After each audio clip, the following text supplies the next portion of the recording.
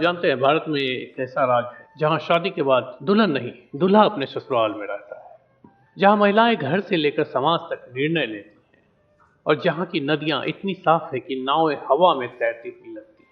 स्वागत है आपका मेघालय में। मेघालय यानी बादलों का घर, उत्तर पूर्व भारत का एक छोटा सा परंतु बेहद खूबसूरत राज्य। यह असम और बांग्लादेश से अपनी सीमाएं को साझा करता है। यहाँ का 70% इलाका घने जंगलों से भरा हुआ है, इतना हरा, इतना शांत कि इसे भारत का स्कॉटलैंड कहा जाता है। चेरापूंजी और मौसिन राम में तो ऐसा लगता है मानो बादल यहाँ के मेहमान नहीं, स्थायी निवासी हैं। यहाँ पूरे साल बारिश होते रहती है। यहाँ का मावलिनांग गांव एशिया का सबसे साफ गांव, स्वच्छ गांव माना जाता है, जहाँ हर घर के बाहर बांस की टोकरी में कचरा रखा जाता है और गांव वाले मिलकर सफाई करते हैं। आपको जानकर आश्चर्य होगा कि यहाँ की लिटरेसी रेट 100% है।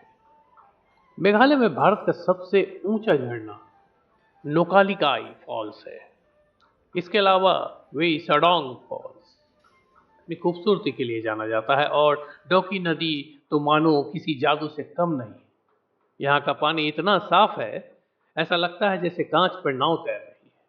यहाँ की सबसे दिलचस्प बात अगर मैं आपको बताऊं तो वो है यहाँ मातृसत्तात्मक समाज, यानी यहाँ की महिलाएं प्रमुख होती हैं। शादी के बाद पुरुष अपनी पत्नी के घर चला जाता है, बच्चे अपनी माँ का सरनेम लेते हैं और संपत्ति भी माँ से बेटी को मिलती है।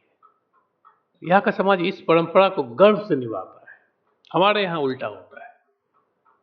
शिलोंग में स्थित महादेव खोला धाम लगभग 150 साल पुराना शिव मंदिर है। कहते हैं एक सैनिक को सपने में लाल वस्त्रधारी संत के दर्शन हुए और उन्होंने ही इस मंदिर को बनाने का आदेश दिया।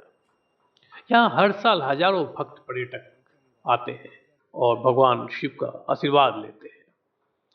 यहाँ पहुंचने के लिए आपको पहले आना पड़ेगा गुवाहाटी एयरपोर्ट और वहां से आप या तो सड़क की या तो हेलीकॉप्टर से शिलोंग पहुंच सकते हैं। घूमने का सबसे बढ़िया समय मार्च से जून तक माना जाता है।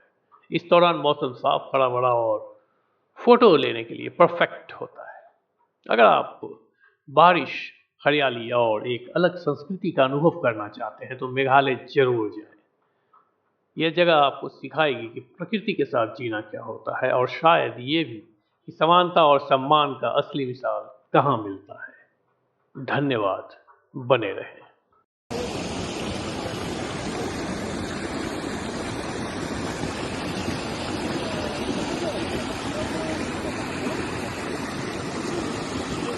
진짜 어려운 스포츠. 네, 저는 그냥 뭐 짝대기만 해두는 그런 느낌으로 생각했는데 어려워가지고 시간과